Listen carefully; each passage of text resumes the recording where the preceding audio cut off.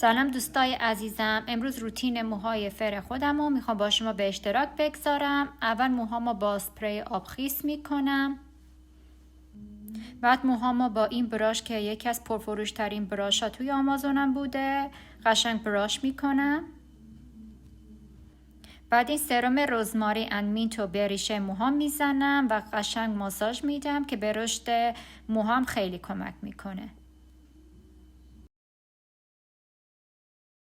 و برای داشتن فرهای طبیعی تر از این سپری فر جادویی استفاده می کنم.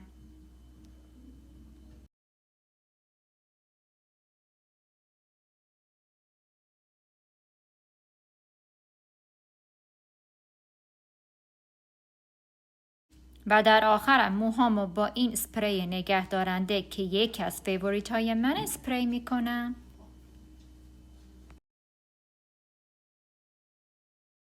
اگه از این محصولات خوشتون اومد میتونین از طریق لینک آمازون در بایو من خریداری کنید و برای دیدن محصولات بیشترم میتونید صفحه منو فالو کنید. مرسی، دوستتون دارم. خداحافظ.